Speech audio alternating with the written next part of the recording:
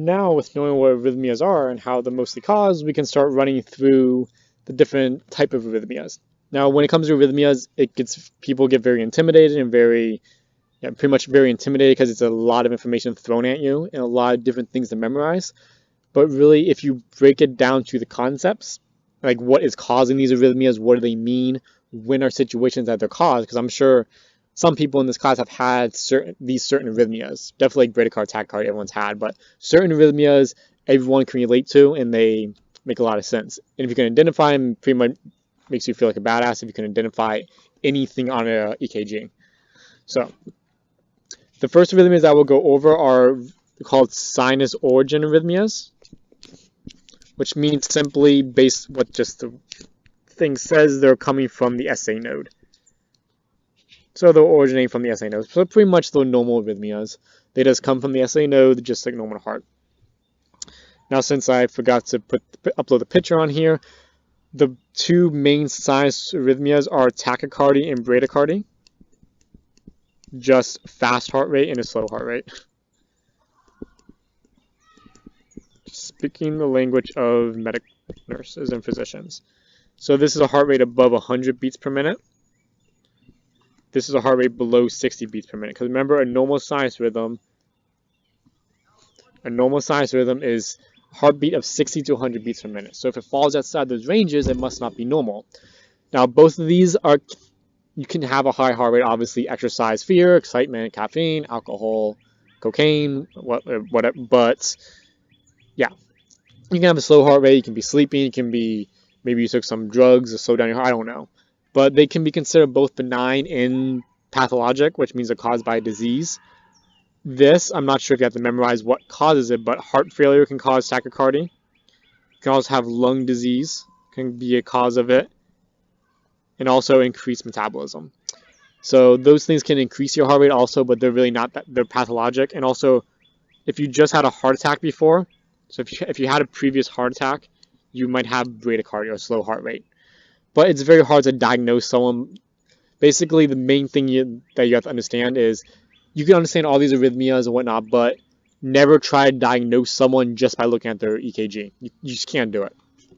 Like, if you look at my EKG or if you look at an athlete's EKG, I have inverted T waves, I have ST segment elevation, very strong R waves, whatever, but I can assure you I'm not having a heart attack and I don't have any heart conditions. So it's very hard to, but if you just look at my EKG, you say, oh, that person, they've had a recent heart attack or they have left ventricular hypertrophy. But an EKG is just one picture. It's a very good picture, but you can't really diagnose someone with it. I mean, obviously with some arrhythmias like ventricular fibrilism like that, obviously you can diagnose someone with that and say, yo, give that person CPR, they're going to die. But you can't really diagnose someone. It's hard to diagnose someone unless they're having a ventricular arrhythmia, which we'll go over. So those are two sinus origin arrhythmias, tachycardia and bradycardia. Now the other arrhythmias originating from the sinus node, SA node, are escape beats that you have to know. Now people get hooked up on escape beats and junctional beats. What they mean is, okay, so your SA node conducts action potentials. So we'll draw the heart again. So you have your SA node guy chilling up here. He conducts an action potential every 60 to 100 beats per minute. It travels down here and causes the heart to contract and propel blood. Now, and thus you would have a beautiful arrhythmia, little guy. Now, what an escape beat is say that the SA node is doing its job. It's conducting impulses, but say for some strange reason it fails the fire. It just stops. It fails its job. It skips a beat, whatever. Now, what would happen if there was no other pacemaker on the heart is you'd have your normal sinus rhythm, and say the SA node fails, and you have a flat line, and your heart will die. Because they're no longer be contracting, you no longer have blood flow throughout the body. Organs will eventually go into shock and start dying one by one. Fortunately, the body's smart. Through evolution, it's realized this, so it put many different pacemakers in the heart. There's the AV node, which can also be a pacemaker if it has to be. There's a pacemaker down here, and there's a pacemaker up here. There's also many other pacemakers, but those are the main ones. So in case the SA node fails, the AV node can take over, or this node can take over. If this node fails, the AV node can take over. If the AV node fails, the ventricular node can take over. So there's many pacemakers in the heart. The heart's not going to put all of its eggs in one basket. So in this case, you would have this sinus arrest, or a little bit pulse. It's not really sinus arrest, but sinus arrest will be a flat line, they're dead. But they have like a little flat line pulse, which that is a flat line pulse, that's kind of oxymoron, but they have a flat line. Because the SA node fails to contract, so the heart realizes this and another node takes over, and thus you have a little pause, and then you have a sinus rhythm. So that's what an escape beat is. An escape beat is a beat that's escaping from cardiac arrest, it's recovering from the SA node's failure. Now, what can also happen if the SA node didn't fail? Maybe there was a blockage, so the SA node couldn't get there to contract. Either way, the SA node couldn't contract the heart, so you had to have another pacemaker take over. So that's what an escape beat is.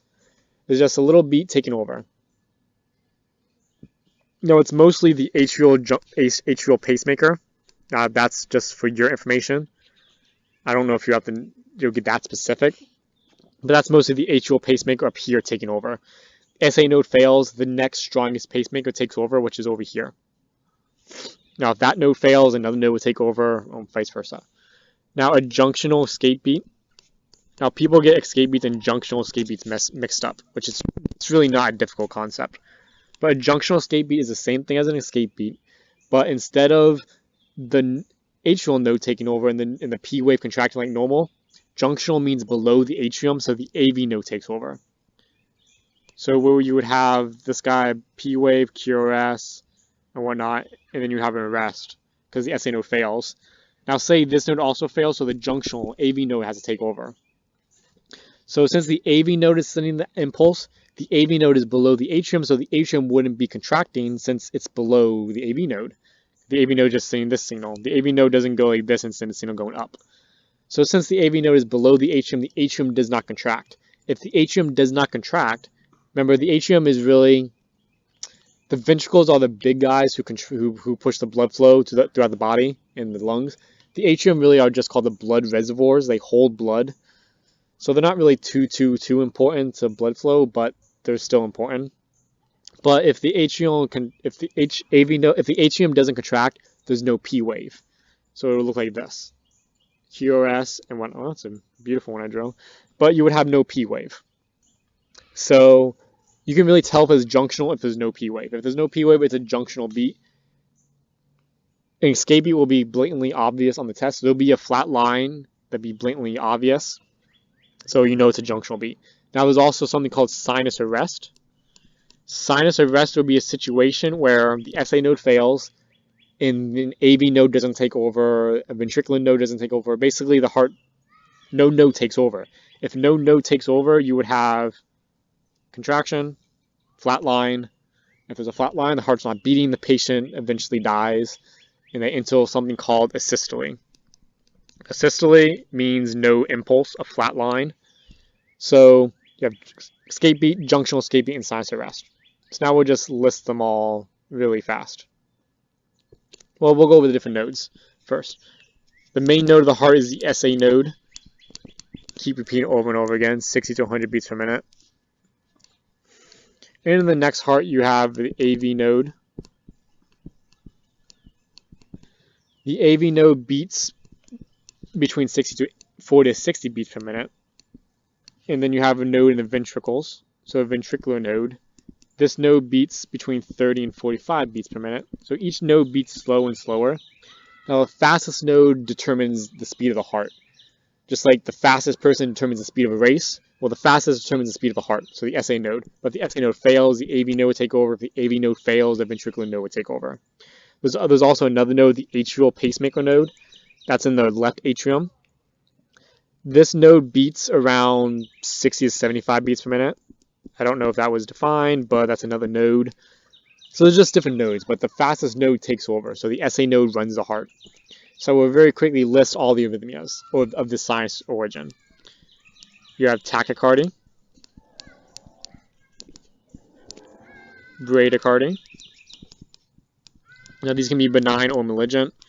You have escape beats. Escape beats can also be benign or malignant. Escape beats, junctional escape beats. We'll just put SB. And sinus arrest. So these are all basic arrhythmias. Like this would be a heart rate over 100. You'll recognize it on EKG. Heart rate below 60, very slow heart rate. Escape beat, you'll recognize SA node. That means the SA node failed, so another pacemaker had to take over. So sinus arrest, another pacemaker takes over. Since it's not below the HM, you have a P wave. So you have a P wave. Junctional means same thing, but the node that takes over is below the atrium, so it's the AV node or the ventricular node, so you would not have a P wave. See, no P wave, absent of a P wave. Sinus arrest is the same thing, but no pacemaker takes over, so you have flatline.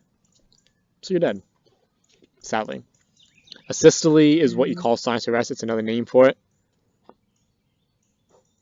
So, yeah. Those are the sinus origin arrhythmias. Now, the other arrhythmias are called ectopic and then ventricular arrhythmias. Those are the more interesting arrhythmias that are mostly pathologic. But, again, they could be benign, but we'll go over them.